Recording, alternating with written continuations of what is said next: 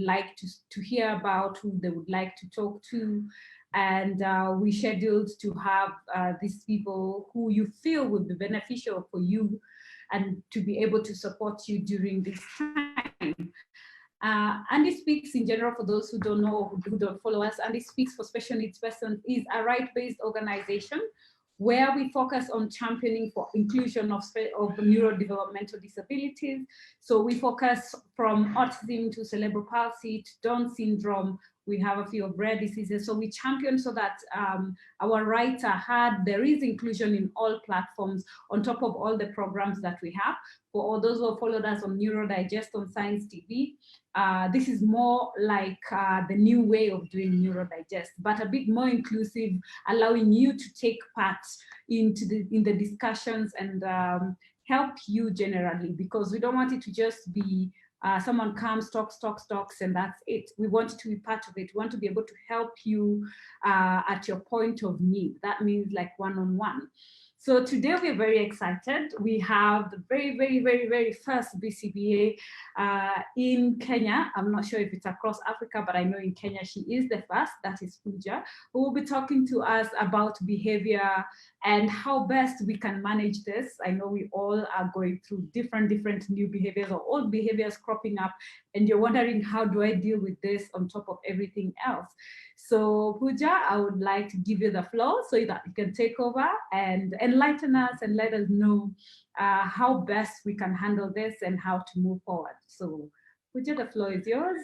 So kindly introduce yourself and tell us what exactly it is that you do, because most of us, not all of us actually know what BCBA is even. So enlighten us, and yeah, the floor is yours. Karibu. Thank you, Sylvia. So my name is Pooja Panesar.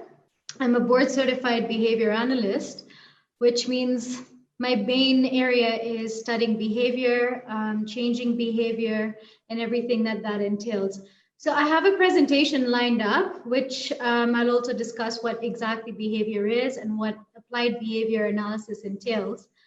A little bit about me is I'm a director at Kaizora Therapies, Kaizora Foundation, and we work with individuals with various developmental disorders and strive to improving their lives and the lives of their families as well.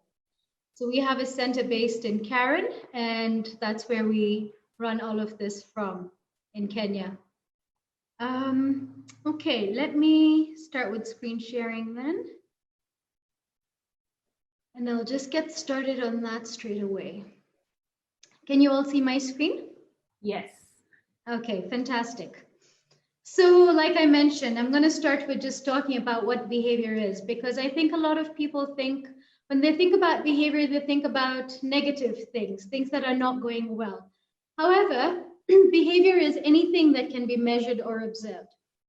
So here are some various pictures. You can see a child eating, walking, talking, running, screaming, pinching. Those are also all behaviors. These are things that can be measured. So you can count how many steps you've taken. You can observe somebody eating. You can observe a pinch. You can count how many pinches. Those are all how you're going to define behavior and think about it. An easy way of looking at that as well is the dead man test. If a dead man does it, it's not a behavior. It cannot be counted as one. So just sitting still, doing absolutely nothing, we don't want to look at that only. We want to look at all the positive things as well that are happening that you can actually count. Behavior can change, and that's something that we all know, but it can increase and it can decrease. We can see both sides. So if you're looking at academics, for example, could be something that you want to see increasing. You're looking at aggressive behaviors, or you're looking at something that's unwanted, you might want to see that decrease. So behavior can go in both directions. It's important to understand that, so that even when you're talking about behavior, you're understanding that it could be anything that the child is doing positive or things that you don't want. So here's a formal definition of applied behavior analysis. The science in which tactics derived from the principles of behavior are applied to improve socially significant behavior, and experimentation is used to identify the variables responsible for these improvements in behavior. I'm going to break that down for you. I know it sounds a bit daunting when you hear it for the first time. So what do I mean by it's using science principles? It's using evidence that has been produced by actual data. So people around the world, people who are studying behavior, have collected data to prove something works. This has been repeated with different people in different areas of the world, and that is how you're able to know that this is something that has evidence. And that is where evidence-based intervention stems from. I'm just going to switch off my printer. It's making noise. Okay. What do we mean by socially significant behavior? This is what is important to you, what is important in your environment, with your family, and this can vary based from one family to the next. Somebody might have more importance on, I need my child to improve in academics, whereas somebody else might be looking at, I need my child to brush their teeth. So we're looking at behavior that is socially significant. What is important to you? If you have come with the need to teach your child to brush your teeth, there's no point in us saying, okay, let's leave that and work on academics first. We need to look at what is important to you. Identifying variables responsible. So this means that we need to know what works, what exactly works, not the 50 things that we tried in one go and then we saw it change, but which was the one thing that contributed to the change. So a good example for this is when people try diets. So you might see that, okay, my child is having behavior difficulty. I've had diet works. I'm going to take out 1, 2, 3, 4, 5, 6 things, and I'm going to add in supplements A, B, C, D, E, F. And fine, you might see a change in that, but you don't know what the exact thing is that created that change. That means when you want to reproduce those results again, or you're telling another parent, I tried these 20 things at the same time and I saw a difference, whereas it could have been just one thing that made that change. So it's good to identify the variables, the exact things responsible for those changes. So what can ABA help with? So much. Communication, social interactions, cognitive skills, self-help skills, reducing problem behaviors, emotional skills, coping and tolerance, more community participation, academics, vacations, so much more. And we've seen an increase in all these things at Kaizara as well. Kids that we've been working with, we've seen academics go up, we've seen kids who have been integrated back into mainstream schools, those who have worked on vacations and are doing internships in places such as Safaricom and so on. So we know it works, and it is an evidence-based intervention, so we know it works. So we're going to go through a few very basic concepts from ABA that you can apply at home as well. So these should help with managing difficult behaviors and increasing communication, and they'll help with overall life at home. So the first thing that I need to point out is it takes a very long time to become an expert in this field. And out of the training that we're having today, nobody can be an expert from this, but there are things that you're going to learn that you can do at home that will really help lives. And the learning never ends. Even so-called experts never stop learning. It just never ends. Science is an evolving field, so we always have to be on top of it. So here are some of the things we'll discuss. We're going to talk about ABCs of behavior. We're going to talk about reinforcement and punishment, functions of behavior, and a touch on functional communication training. Some of these might be new to you, some might be familiar, but we'll open for questions after as well. I'm going to leave enough time for that. So ABCs of behavior. A stands for an antecedent. Antecedent simply means what's happening before. The behavior, we've talked about what behavior means. Consequence is what is happening after the behavior. Every behavior has something that comes before it and something that comes after it. And these influence whether that behavior happens or not. whether that behavior increases, whether that behavior decreases, all of it matters. So when we look at reinforcement, it basically means that reinforcement is something that is occurring after a behavior which results in that behavior going up. So you do something, I give a consequence. And because of that consequence, you're going to do that behavior more and more and more because you're happy with the consequence that you're getting. So some of the examples around that are rewards and stickers and praise, high fives, hugs. These are some examples, but you also have to remember that everyone is different. What might be reinforcing for you might not be reinforcing for me. What might be reinforcing for your eldest child might not be reinforcing for the second child. It's important to also look at those differences. And the main thing we need to take from this is it means that the behavior is increasing, okay? Punishment is exactly the opposite of that. There's a very different view of what punishment is in ABA and what punishment is viewed as in our society. So when we think of punishment, we think of, you've spanked the child or something of the sort. Whereas in ABA, the whole thing behind punishment is when it occurs, whatever that you're doing happens after a behavior, it results in that behavior decreasing. That's the main thing we need to take. I'll give you an example of this. I had one student who, every time he did something great, we used to clap for him. And you think clapping is always a fun thing. You clap for someone, they feel good. However, we noticed that over time, when we would clap for him, he wouldn't do that behavior as much, whatever it was, and even if it was something great. So clapping for this child was working as a punishment because it resulted in that behavior decreasing. Obviously, we changed our tactics very quickly at that point. And the other thing also to bear in mind is punishment is not as, well, it's effective, but it should never be used alone. You should always start with reinforcement, which is way more effective. So you'll always have a behavior you're trying to increase and a behavior you're trying to decrease at the same time. So reinforce the one that you want seeing going up. That will be more effective than only trying to punish what you want to see going down, okay? I hope everyone's following so far. So that's reinforcement and punishment. So when you look at those things at home as well, they're very effective.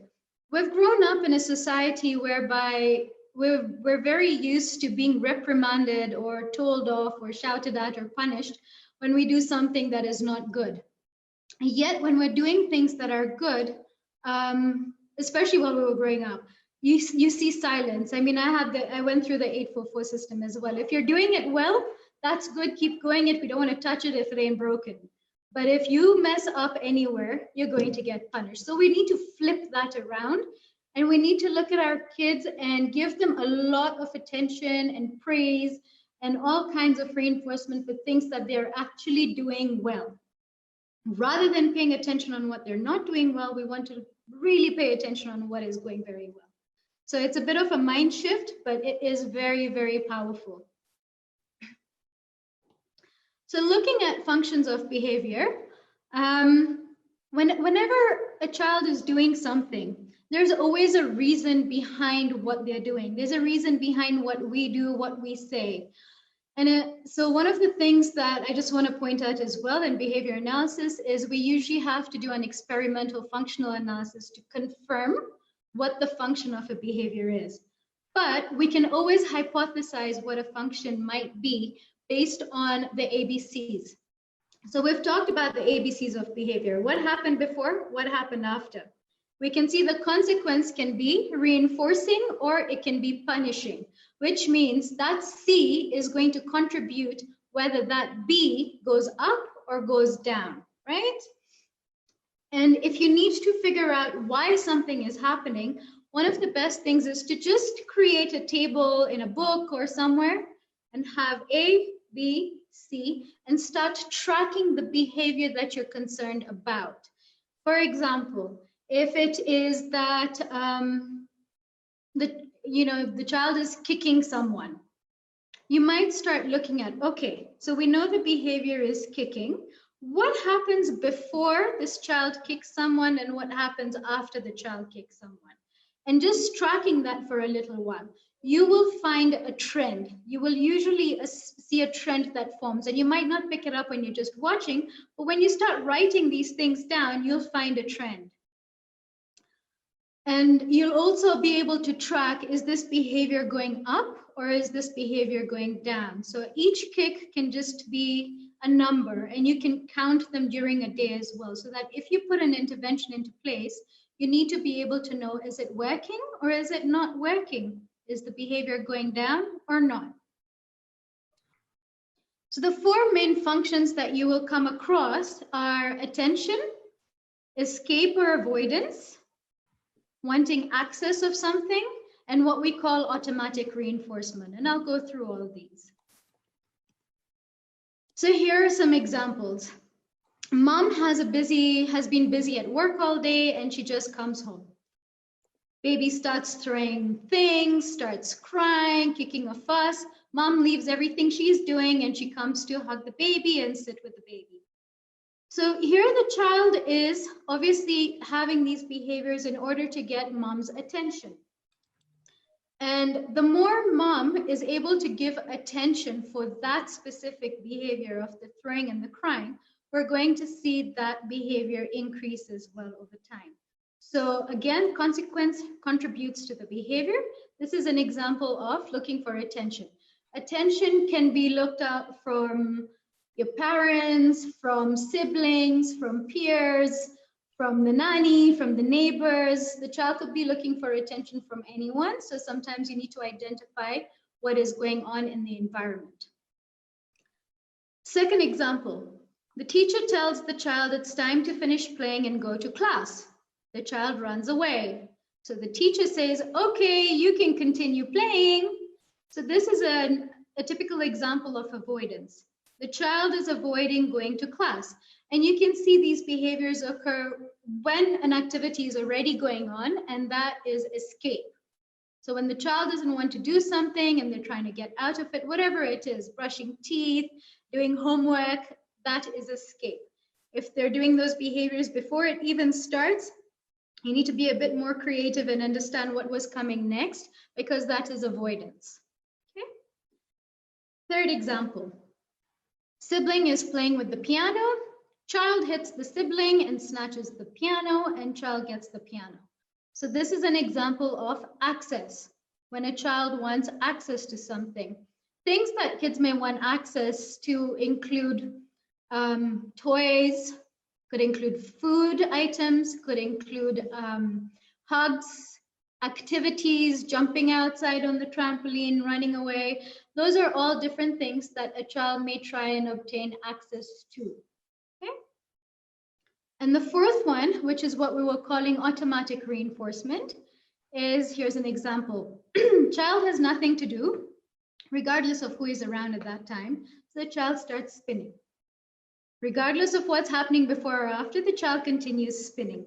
So that is called automatic reinforcement, and it's something many people also know as stimming.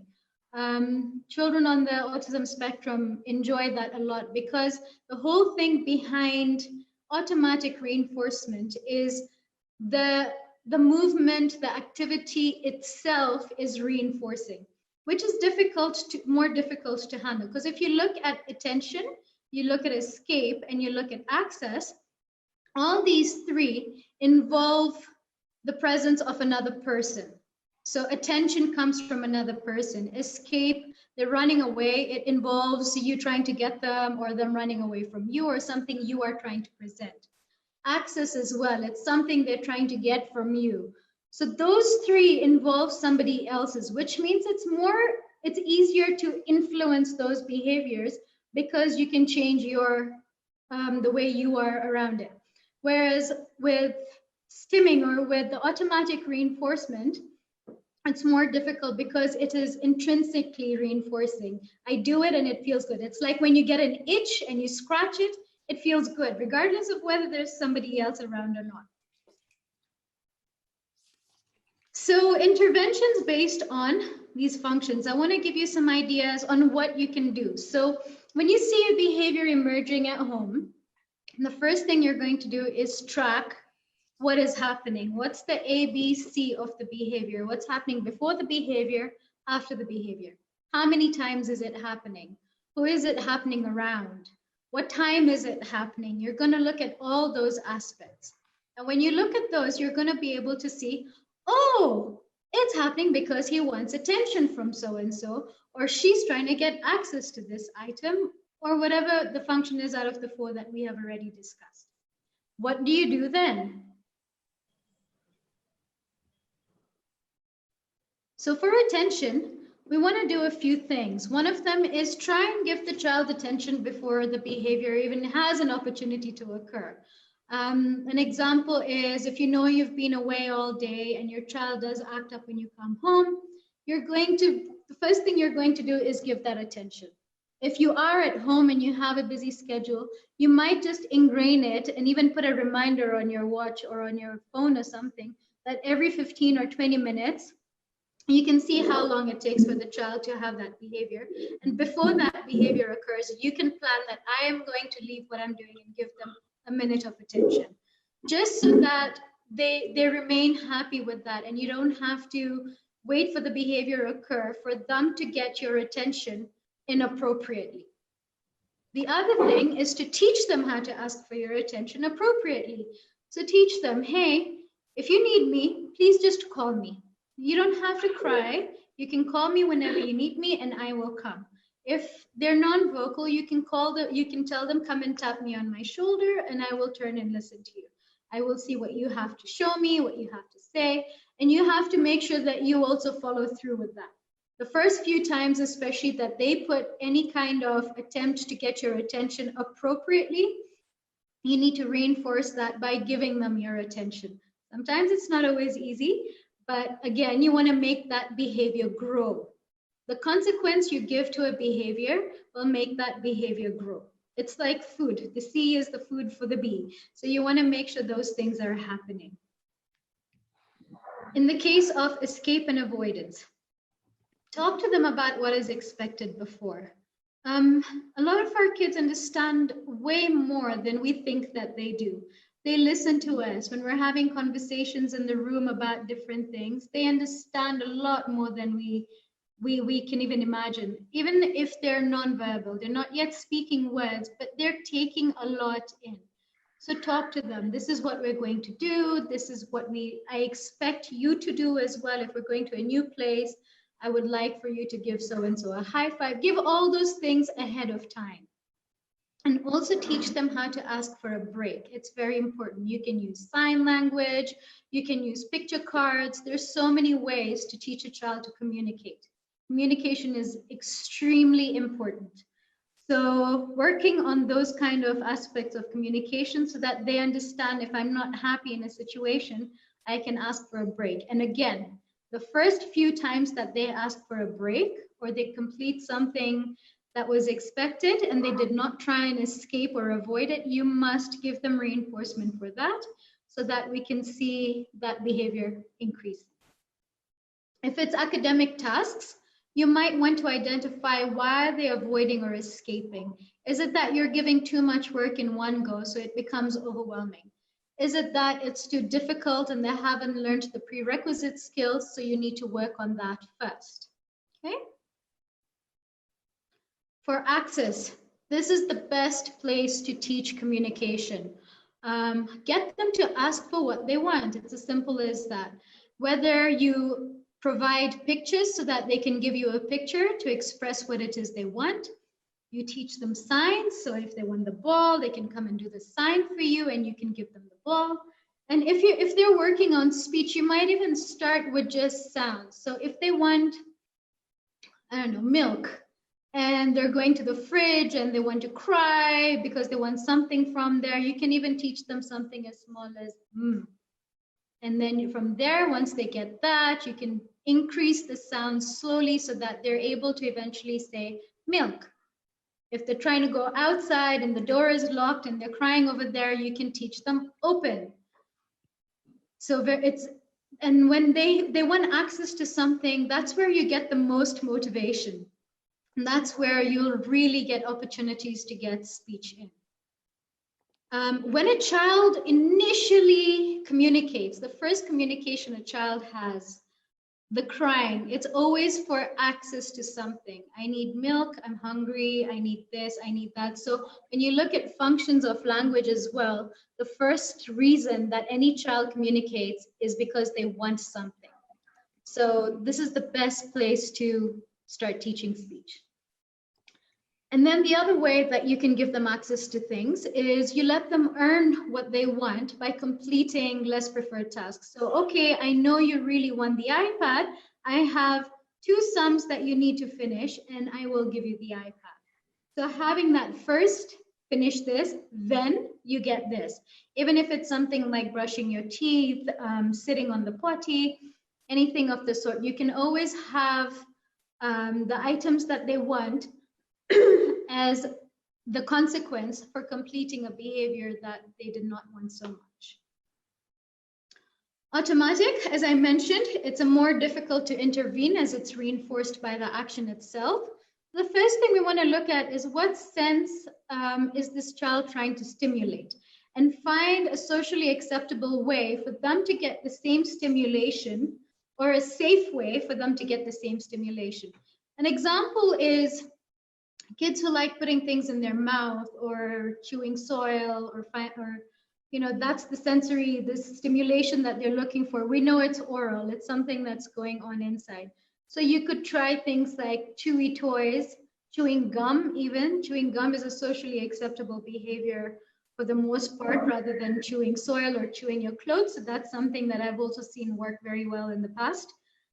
If it's something like banging their head or something a bit more extreme in those areas, you also need to rule out medical. It's very, very important to make sure that if you see a new behavior emerge that was not there before, could there be a medical aspect that needs attention? So an example is if a child starts banging their head, things to look at could be, they could be having headaches, they could have a toothache, you might need to see a dentist, their eyesight could have changed. Those are some things that you must look at. Another example is children who start rubbing themselves down there. It's very common that parents are always like, oh my gosh, this is so inappropriate. Why is this child doing this? What's going on? Sometimes, honestly, it's a urinary tract infection. You need to get that resolved. So it's important to look at, if it's a new behavior, could there be something medical going on? Before you try any behavioral interventions for something new, please rule out medical, because you don't want the child to be in any pain or suffering for any reason, and they're trying to change the behavior, and it's only going to frustrate them more. Okay? When you have ruled out medical and you figured out what is going on, the other way is to block and redirect the child with incompatible behaviors. What does this mean? An example is a child who likes putting their hands in their mouth a lot. You could block before they're able to put their hands in their mouth and tell them, clap your hands. If I'm clapping my hands, I cannot also be putting my fingers in my mouth at the same time. So being able to come up with creative ways to give them something to do with that part of their body that will not allow them to do that unwanted behavior at the same time. So if it's something like touching themselves down there, I know that's a big thing that comes up. You can teach them keeping their hands in their pocket. If it is, what are some other examples? Spinning, you can teach them, I need you to sit right now. So rather than giving too much attention to the unwanted behavior again, you're blocking it, you're redirecting it to something appropriate, and you're giving them praise for completing that appropriately. I hope everyone's okay so far. We've just been through a lot.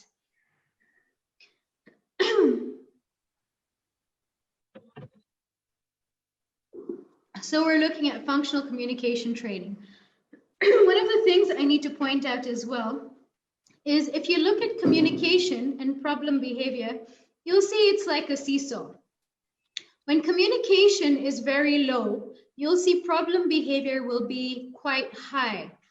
And you can just imagine this. If I was to, let me not say I was to, but if you were to have your mouth taped shut for a day and you're not able to give gestures, you would get so frustrated, you might even punch out at someone, right? It is extremely frustrating not being able to communicate effectively.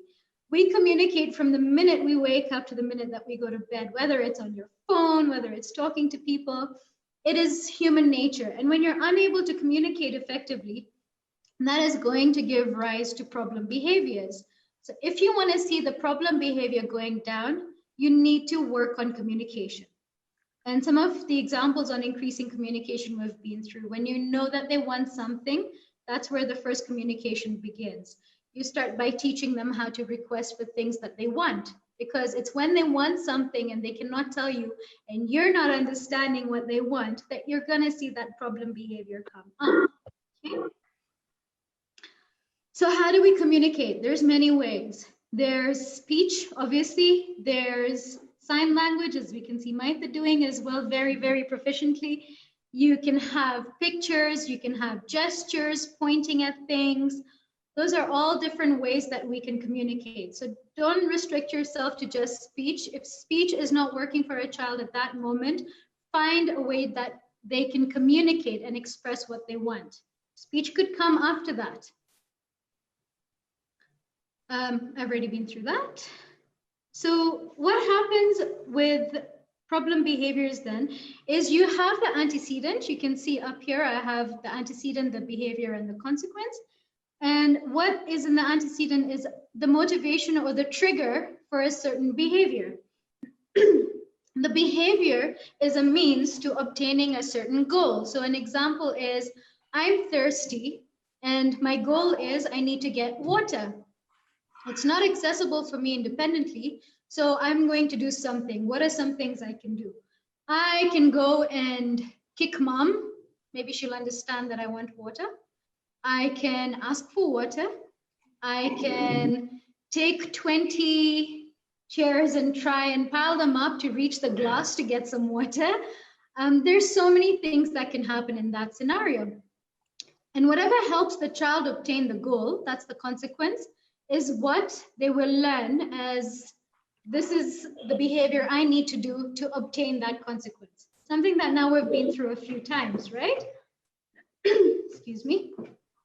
So if the child is in a position where they want the cookies and they have to kick mom, and that is how they get the cookies, they throw a big enough fuss, they get the cookies.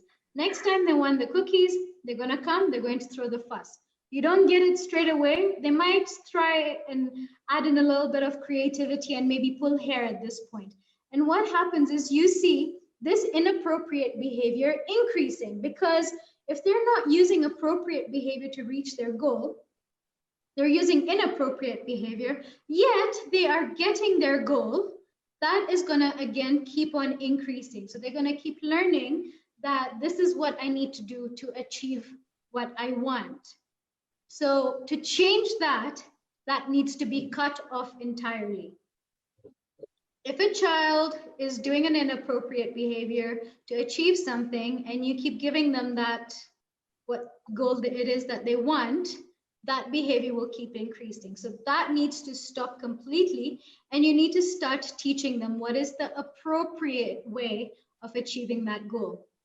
So if they no longer obtain the goal through that inappropriate behavior, yet the only way they can achieve that goal is through the appropriate behavior, which you are going to teach them, you are going to reinforce, you are going to encourage, you're going to see the appropriate behavior increase, because that is what is helping them get to their goal. I hope that makes sense, because this is a very, very important concept in terms of trying to handle problem behavior and trying to teach them what's right and what are the alternative ways of, achieving your goal appropriately. Okay, so that's the bulk of what I wanted to go through in terms of how to handle problem behavior and those kind of issues at home. But a few other things that I really think are extremely important.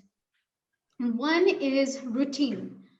It is very, very important, especially at these times of the pandemic, that children who are at home have a routine. This helps with predictability. If I can predict what is happening and what's going to happen next and what's going to happen next, that is going to reduce my anxiety. It helps them be mentally prepared for what they need to do, and you'll have less struggles with that.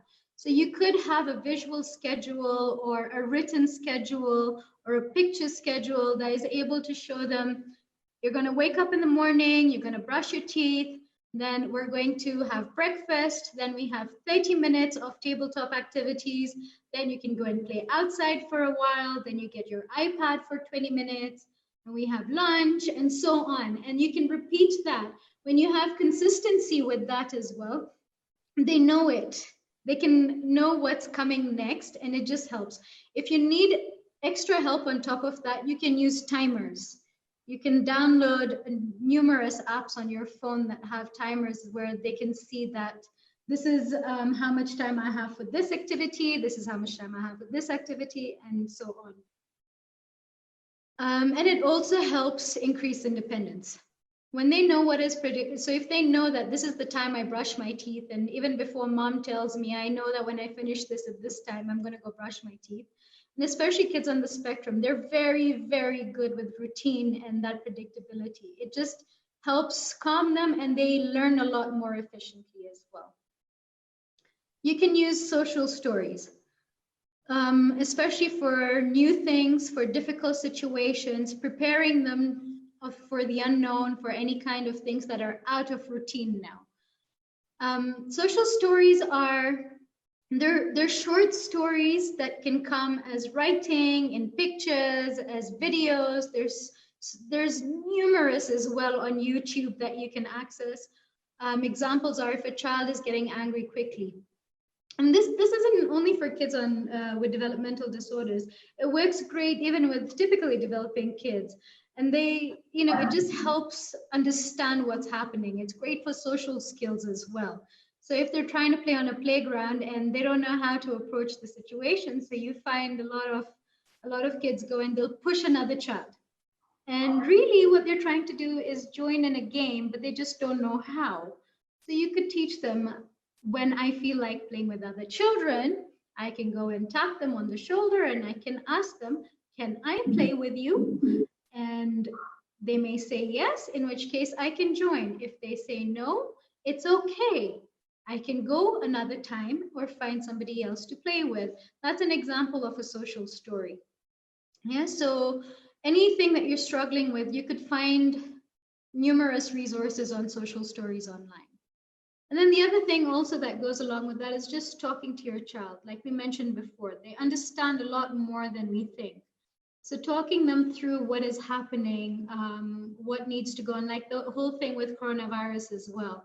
You can talk to them about, this is why we need to wear a mask. You can demonstrate it. You can, teach them how to do these things. Also, some of the things with that I've come across is the child wearing a mask, especially teenagers and stuff. You can't expect a child to go from never wearing a mask in their life to wearing it the whole day. Starting slow, giving reinforcement for that, encouraging it so that they're doing it a little bit more time every day to a point where they can actually cope with it. I mean, personally, it drives me crazy, and I'm sure I'm not the only one. It's not easy having that thing on. So imagine for them when they also have different sensory sensitivities. So just being cautious about that. And then the other thing is follow through. One, in order to follow through, you have to prove to your child that they can trust you. That means you say something and it means that you will do it. So if I promise you that you complete 2 sums and you get your iPad, if they complete it in a minute, that doesn't mean that you should add on more work before they get their reward. You said something, stick to it. On the same way, if they don't complete a task and you had a consequence for that, that they don't get TV time if they don't do something, and yet they don't do it, and you decide, you know what, just sit in front of the TV now, it's okay. Again, they're going to learn that, hey, so and so says, mom or dad or whoever it is says things, they don't always mean it, so whatever. So you need to make sure that you follow through with what you say. In the same way, if you give the child an instruction, when you want to teach them how to follow instructions, and you're telling them, come sit or pick this up, and then you don't follow through with it. You say it 20 times and then you go and do it yourself anyway. That is not going to teach the child anything. You need to make sure that you give an instruction once and that you follow through with it. That means if they run away when you say, come sit, you go get them and you bring them and you tell them, hey, this is to sit, okay? Pick that up. They're not picking it up. Go get their hand, put your hand over their hand and help them to pick it up. This is how you teach them. If you don't follow through with what you say, they don't have to follow what you say at all.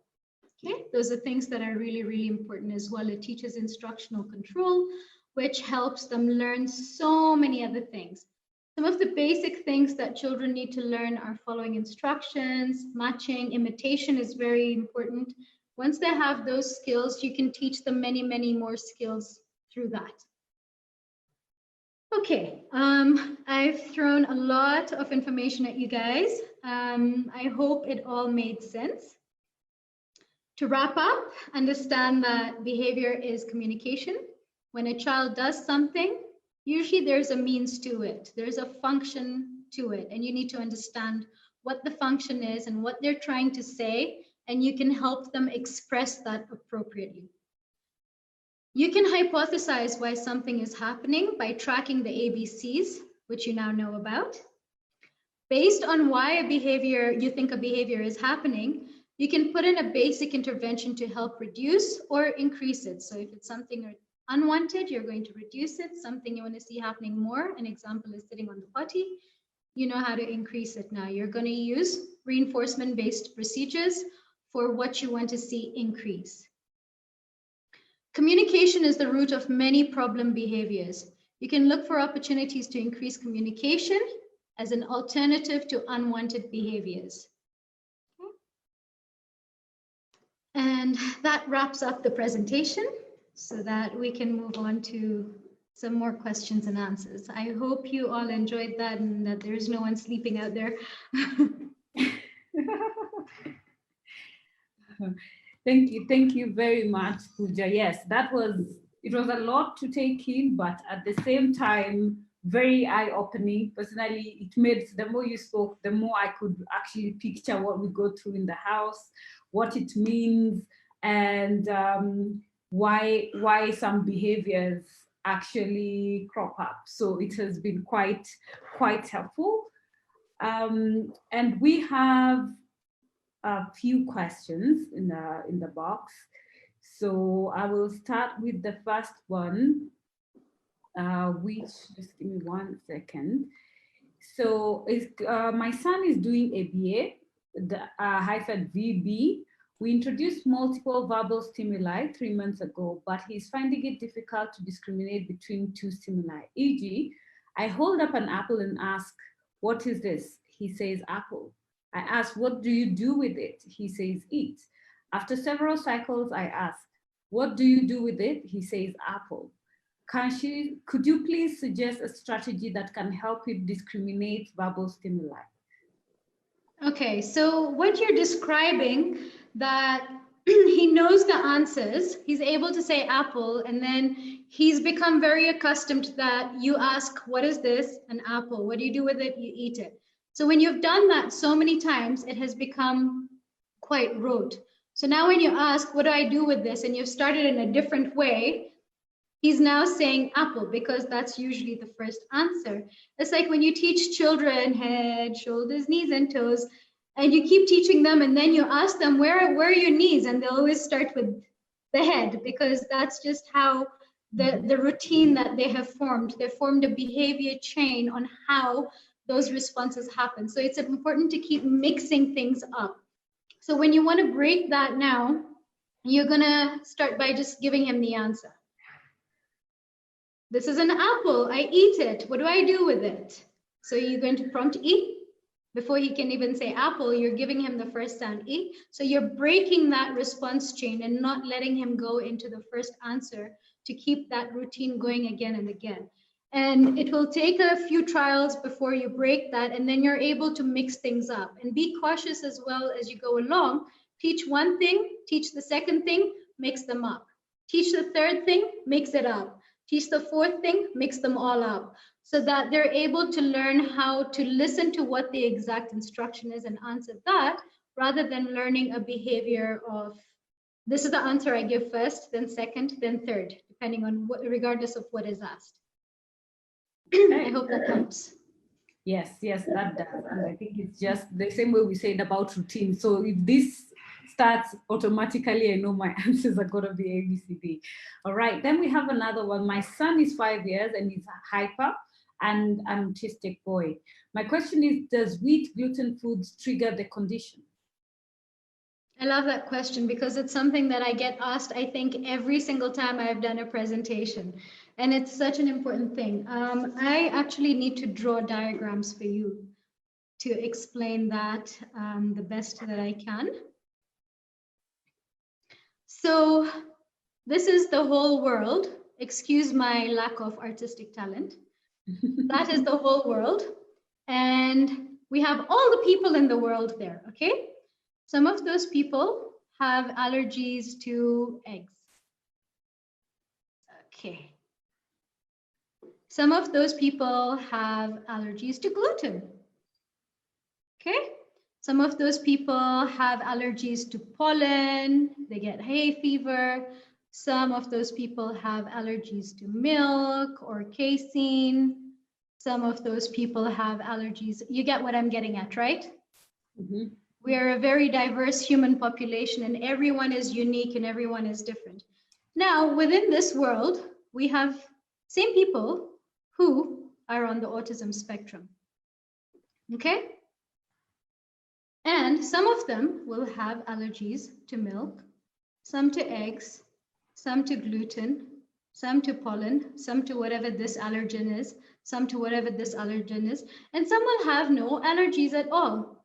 So what happens that makes us feel that gluten results in this hyperactivity and behavior issues? When you have an allergen to something and you are not able to communicate, we know one of the biggest challenges with autism is communication. If you cannot tell someone, I'm not feeling okay. So gluten, for example, causes a lot of tummy issues. It causes bloatedness, it can cause diarrhea. Milk is also a big culprit that does those things to the tummy. You're uncomfortable. You're uncomfortable, you cannot express you're not okay. Your caregivers, your families not understanding that you're not feeling okay. You're going to try everything you can do to feel better. This could be running around, this could be lying on your tummy. It could get so bad that you want to pull mom's hair because she doesn't get your pain. And what happens when you take out the allergen is the child feels better. Oh, suddenly my stomach is not hurting. Now I have the energy. I can actually listen to what you are actually telling me because I'm not consumed with this pain. So that is where you see when diets come in and they're helping a lot of kids, there's a lot of allergens that they're dealing with that make them uncomfortable. And that results in all kinds of different problem behaviors. A big way of knowing that is if you see any kind of tummy issues, diarrhea, bloatedness, gas, constipation, skin rashes. When you see any of those things, you know that there's something going on. The child is probably struggling with an allergen. What do you do after that? Like I mentioned, you're not going to take out 20 things or add 20 things in one go. You're going to start a food diary.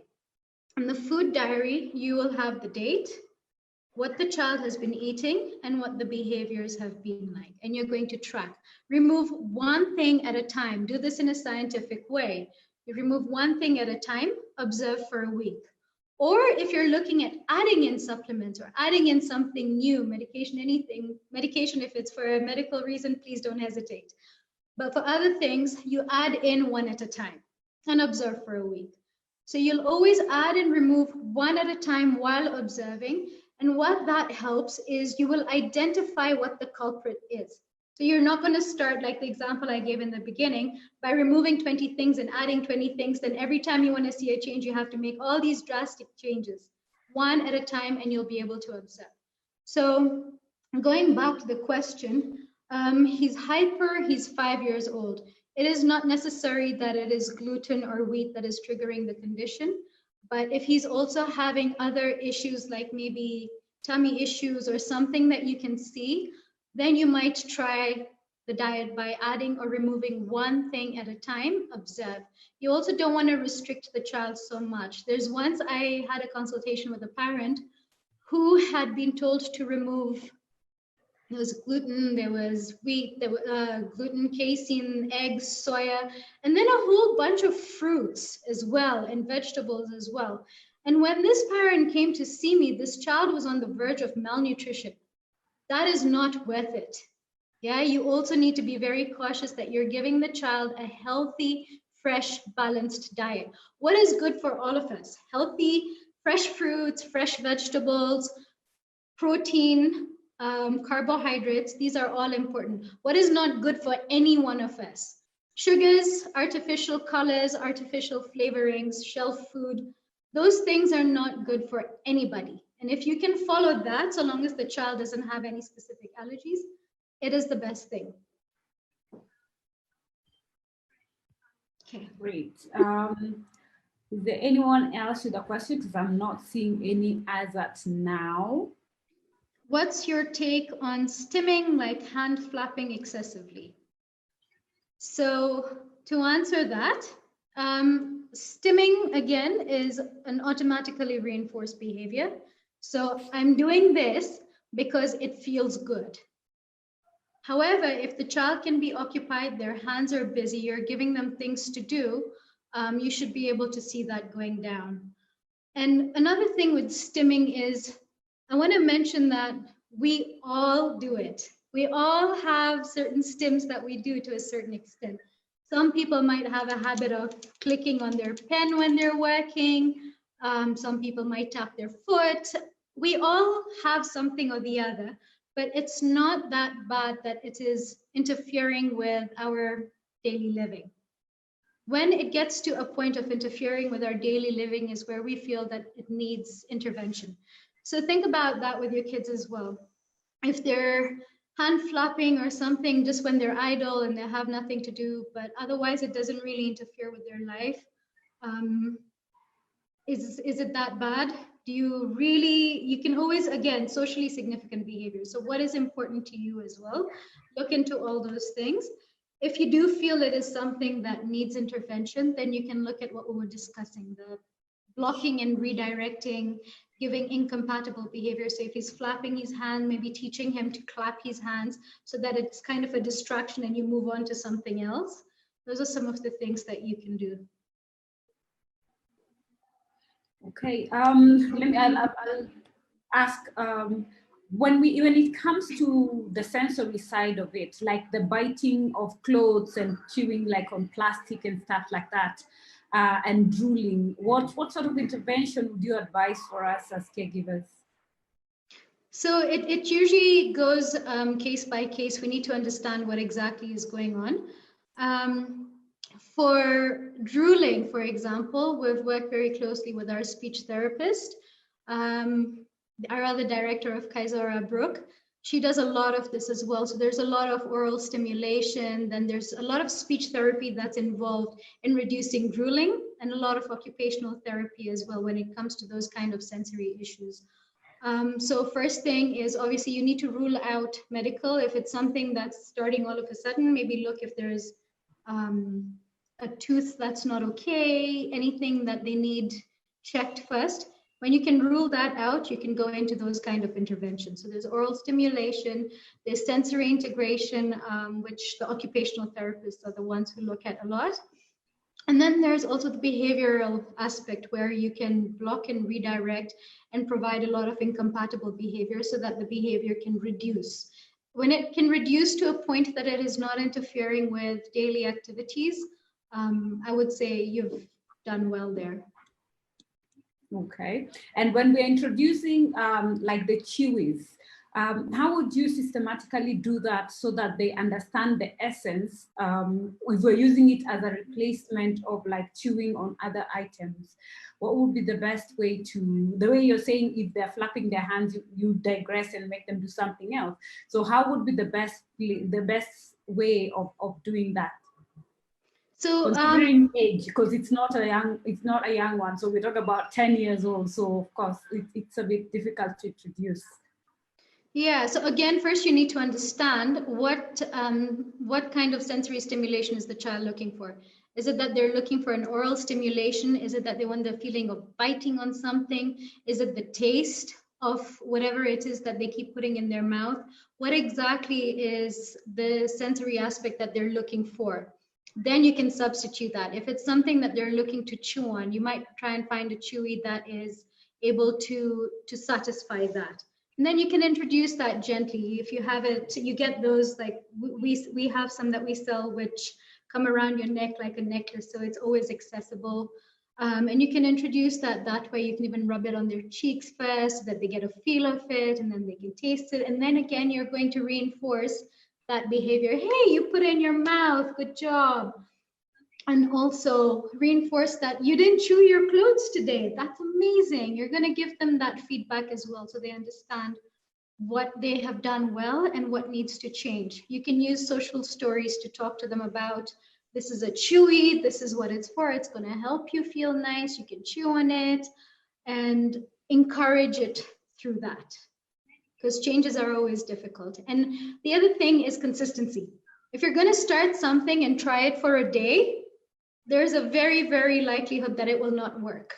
But if you can try something consistently for a while, 1, 2, 3 weeks, then you can decide whether it worked or it didn't work. Okay. So we have a question. My son is 5 years, and when he wakes up in the morning, he wants to wear a particular cloth. And when I stop him, he can cry until he's given. And it's the same cloth every day. Okay. What I wonder what aspect of those clothes he likes. Is it the texture? Is it the feel of it? Is it the colors? I'm not sure, but you might want to look into that and find something similar. If you're going to change them as well, maybe don't change everything in one go. Start with just trying to change one of the things and following through. If you're going to follow through, it's always difficult initially when you're breaking a behavior. You might hide.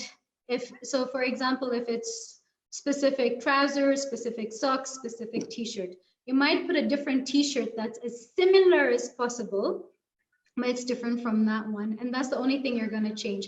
And you're not going to give those clothes. So now he has learned that if I cry, I get what I want. And usually before behavior goes down, you see what's called an extinction vest. So behavior is going to get worse and worse and worse before it gets better. So right now, if he's just crying, you might see some screaming. You might even see some aggression coming in. But if you are consistent, you will see that behavior going down. But be sensitive to the child as well. This is something that this 5-year-old is holding on to so tight. So if you're going to make it change, start with a tiny little change one at a time and make it gradual from there. When he realizes that I wore something different today and the world didn't come to an end, they'll slowly start adjusting as they go along. And you're going to really reinforce that as well. When they finally get it on, you're going to tell them, wow, you look so amazing, you look so handsome, I love what you're wearing, I love how you put it on, and give a lot of praise for that, so that in the future as well, they're more likely to try something new. Awesome.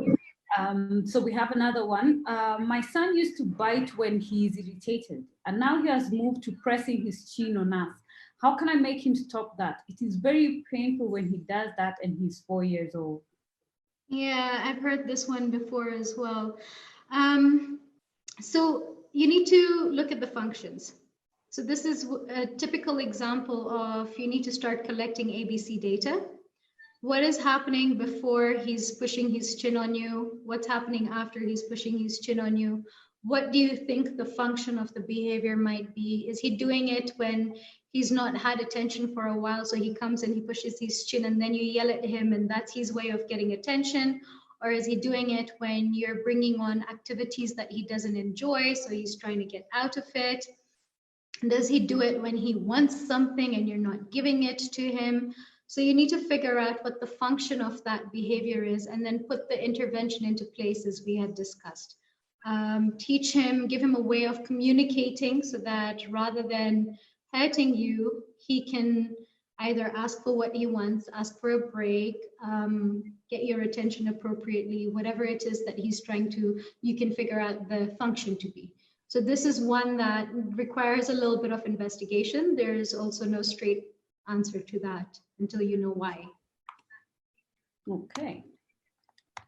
Wow, I can say I feel like I've gone for a master class today. I'm not seeing anyone. I'm not seeing another question. So I would like to say thank you. For those who were requesting for the slides, we will ask her to share with it. And I've said if you could please drop in your contacts so that at least we can put you on the mailing list and also let you know what we have next. Okay, a question just came in. So I have a 9-year-old with Down syndrome. Oh, she says it's a comment. She says she appreciates our initiative. Okay, thank you very much. So you can also catch up with, for those who joined us late, because I noticed we have like 10 to 20 guys who joined us a bit late. We shall be sharing the same video presentation on our YouTube channel. So kindly do subscribe so that you're able to also catch up with what we have had before and what we are what's coming up ahead. And Pooja would like to say thank you very much for taking your time. I know you're usually very busy and you're one of the hard people to find. So I'd like to launch a poll. I hope today it will agree. So kindly just select, if this session was beneficial, let us know. If you feel more empowered to cope with the pandemic challenges of our children's behaviors, kindly also select that. I'll give you a few seconds to do that. Kindly select so that we know. Also on the DM, you can let us know if you are okay with the Saturday and the timing that we have, because we noticed also we'd like to have international speakers like next week. We know the challenges we faced with the educationists last week. So next week we will be having our session around 6 p.m. That will be part 2 on homeschooling and education. And then Pooja, there is a question that has come just before we let you go. So someone has asked, what do you have to say about grinding of teeth as a behavior?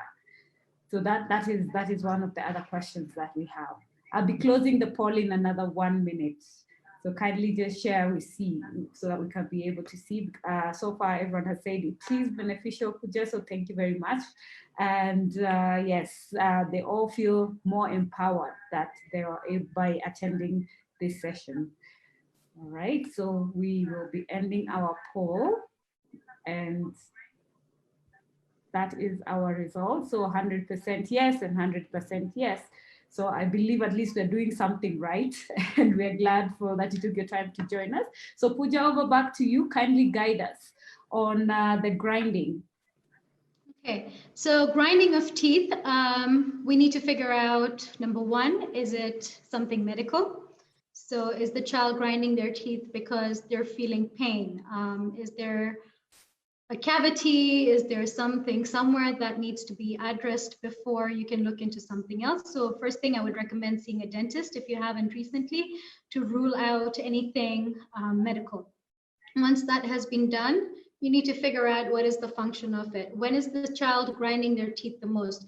Is it when they're idle and doing nothing else? Is it something that's happening during meal times? You need to figure out when it's happening, what's happening around that. Is it that he does the grinding of teeth and that's when he's getting a lot of attention? Stop doing that. Or he's doing it when he's nervous. When you can figure out the why, again, then you'll be able to put in the correct intervention. So again, we need to rule out medical and figure out why so that we can put the appropriate intervention into place. And if it is something that is affecting his teeth. So I would recommend seeing a dentist anyway, because grinding the teeth too much, also known as bruxism, can affect your teeth and grind down the surface, which can lead to sensitivity and a whole load of other issues. And in that situation, they might even need a mouth guard. So definitely see a dentist to start with.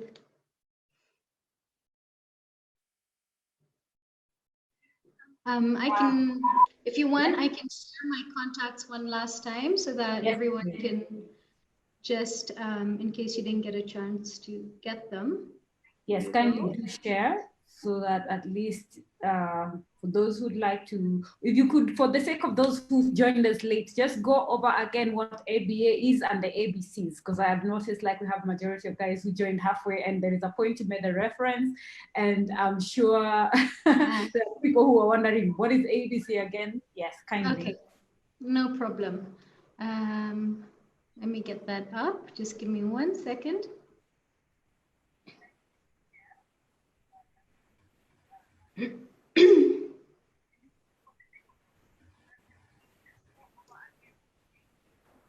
Okay, so we talked about behavior, and behavior is anything that can be measured or observed. So crying, eating, talking, walking, smiling, all the hand movements I do when I'm presenting, these are all different behaviors that can be observed and they can be measured. A good way to look at that is the dead man's test. If a dead man can do it, so for example, lying still and doing nothing is not a behavior that we want to observe and measure. Behavior changes. It can increase or it can decrease. So sometimes we need some behaviors to go up, like potty training, like academics, like following instructions. And sometimes we need behaviors to go down, such as screaming, maybe crying, things like that. So ABA, we give the official definition. It's the science in which tactics derived from the principles of behavior are applied to improve socially significant behavior, and experimentation is used to identify the variables responsible for the improvement in behavior. And to break this down, what we mean by it's a science is it has collected a lot of evidence over time from different places in the world, from different people, and all that data that has been collected shows that these procedures work. And they can repeat the same thing and get the same results. So we know it has evidence backing it up, and that's why it works. What we mean by we use it to affect socially significant behavior is we're going to target behaviors that are important to you. There's no point in a behavior analyst saying, I think we need your child to start working on academics and we need them to do A, B, C, D, whereas your priorities are 1, 2, 3, 4. We need to look at what is important to you in your family so that when we put interventions into place, they are useful for you. Identifying variables responsible. So it's important to know what exactly works. So the example that I gave earlier was diet. If you remove 20 things from a child's diet and you add 20 supplements from a child's diet and you do see a change, you will not know what specific thing caused that change. So it's important to identify one thing at a time and understand what creates that change so that you know what to do in the future. Okay, ABA helps with so many different things, everything from self-help skills, reducing problem behavior, emotional skills, academics, safety, vocations, and so on. I know I saw someone asking for success stories earlier. At Kaizora using ABA, we have numerous, everything from kids who have integrated back into mainstream education successfully. We have those doing their internships at Safaricom, and I'm talking things like data entry, pretty amazing stuff, speech development. We have reduction of problem behavior all the time. So there's a lot of success around that. And then we went through these concepts. So just to touch upon the first one again, ABCs of behavior. Antecedent, A is for antecedent. Antecedent means what happened before. B is the behavior, which we've been through, and C is the consequence. The consequence is what comes after the behavior, okay? And these influence, the antecedent and the consequence both influence the behavior. You can look at the consequence and think about it as food for the behavior. Whatever is happening after a behavior feeds the behavior. So if you see the behavior going up or going down, the consequence is influencing that result, okay? Sylvia, do you want me to go over more or? Sorry, you're unmuted, didn't hear you. Okay, yeah, I think that is a good intro just for the sake of those who joined us late. That is essentially what I wanted guys to understand about the ABC, because they were asking and it looked weird that, okay, I just joined, what are we talking about? Just so that they could catch up. So you've done a very good job at that. Thank you very much. I'm seeing a lot of people asking for us to share the presentation. So Pooja, you'll share with that, then we will channel it down. You've seen her contacts also. You can reach out to her if you're considering joining the program. And at the same time, we shall be uploading the same video for the entire session on our YouTube channel. And our audiovisual team, Mr. Sony, has posted the link to our YouTube channel. So kindly subscribe so that you're able to also see the other 5 sessions we've had before and help you prepare. So Pooja, I'd like to say thank you on behalf of all the parents. I know we always hear about the success stories. ABA, there's a lot of controversy also that has come up and cropped up with the same. And we appreciate your clarifying and also the support that you've given on handling things one-on-one, because I appreciate that a lot, so that it's not just, oh, I come, I talk, and then we say, okay, end of presentation, close. So that's actually brings the essence of why we call it a hangout, because we'd like to learn from each other. And yes, and you can see the presentation is there. She has posted it. For those who can access it on the chat, the presentation is there. We thank you very much, Pooja, for that. That was very fast and timely. Positive behaviors we should adapt to for us who like procrastinating. Also, if you'd like for us to always notify you, the same thing. And on your screen, as you can see, we have Maita, who's always been a good friend and a sign language interpreter. We've had very many people who are challenged of hearing and wanted to access. So that's why you'll notice we have had this and we will continue having it. Thank you, Maita, very much for being here and taking your time and actually volunteering to support us in this way, because we all know sign language is not cheap. So thank you. Next week, we shall be going back to education, and kindly note for next week, our hangout will be at 6 p.m. The e-shot is out. We shall post it immediately. So please save the date and make sure that you have noted it so that you do not forget. So we shall be hearing from Lady Clarence from the US, so that we get to understand how it is, how they do it over there, and see how we can also adopt some of these things and do it for our children here, especially at this time when things are quite thick and tough as we're trying to also grapple with everything that's going on. So because there is no hand that is raised, I believe everyone is satisfied. There is no new question. So I would like to call our meeting to an end and once again say thank you. Thank you very much, Pooja, for this. I appreciate it. You're very, very welcome. Thank you for the opportunity.